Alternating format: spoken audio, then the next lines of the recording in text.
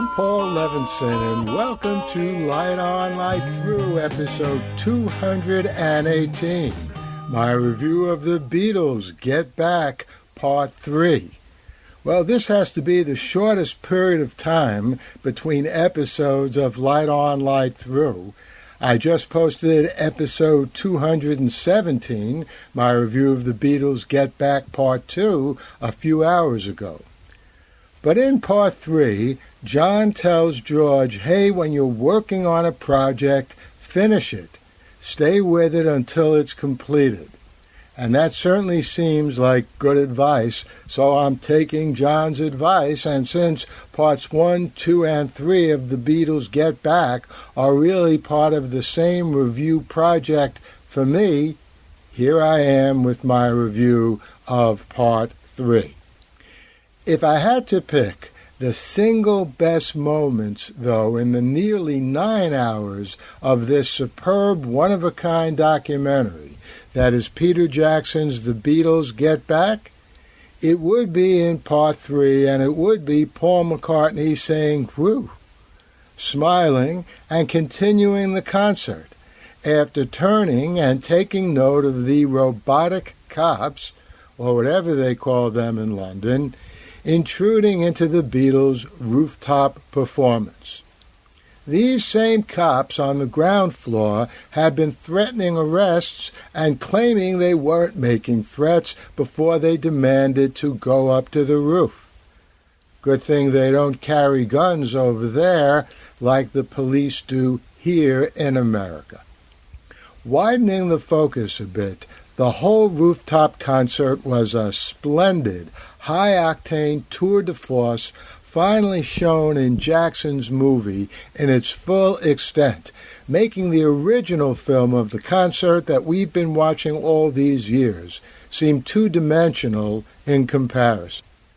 That original movie does have flashes of the energy of that rooftop performance, but in that performance on the roof in Peter Jackson's movie, we get the full and gorgeous expression of that concert. It may have been the Beatles' finest moment. It certainly was their final moment in a public performance. Some of the earlier parts of Part 3 tell us why. Point. Paul says to George Martin, with Paul not sure that going on the roof the next day was the best thing, John saying it was, and George Martin saying they had to respect deadlines. Paul then says to George Martin, quote, that's why I'm talking to John, not you. Point. A little later, Paul still is not sure about the roof. George Harrison says he'd rather not do it, and Ringo declares they should do the roof concert. Ringo's opinion carries the day, but Paul is quietly a little dismayed with Ringo's opinion, or maybe that he has to put up with it. Point. George tells John he wants to do an album of just his own songs to see what, quote, they all sound like together, unquote. George winds up doing none of his songs on that roof. But there are many beautiful moments to be treasured in the footage before the concert. Point. George Harrison comes over to Ringo to help him write his song Octopus's Garden. It's a wonderful, redeeming moment. Point. And then George Martin gets interested in the song. Soon we see John on drums on the song. In previous parts of this great three-part documentary, we saw Paul and George on Ringo's drums. In an interview conducted much more recently, Ringo lamented that every time he stepped out for a cup of tea, he'd return to find someone else in the Beatles on his drums. But you know what? It's all very endearing. Point. Great jamming with Linda's daughter Heather in the studio, and it's great to see how each of the Beatles relate to her. Point. Paul really grooving and enjoying working on one of George's songs, and point?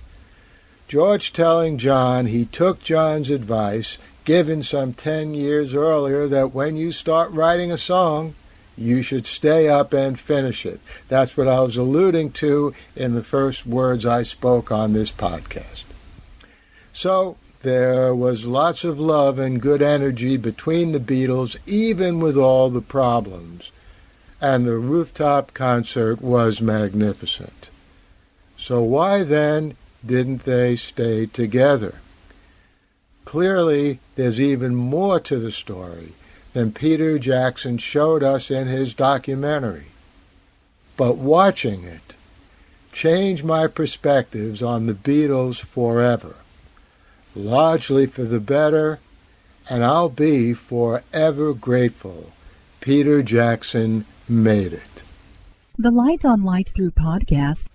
Well, I hope you enjoyed this review of Part 3 of The Beatles Get Back. I'll be back here soon with a review of the new episode of Invasion that went up a couple of days ago on Apple TV Plus, and a review of the next episode in Dexter New Blood, and a lot more in the coming weeks.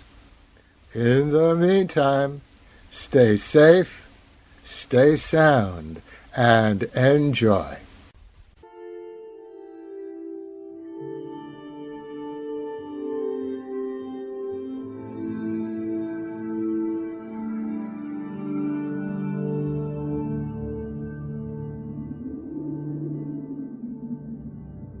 Athens, 2042 AD.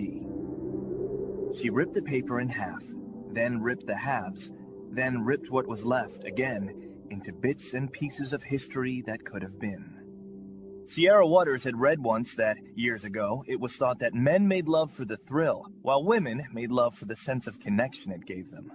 Curled Up with a Good Book says, Sierra Waters is sexy as hell.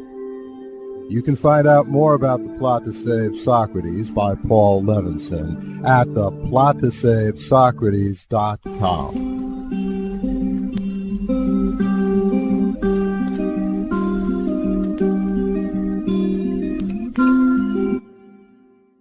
Paul Levinson Silk Code about an ancient biotech war raging on in secret for centuries.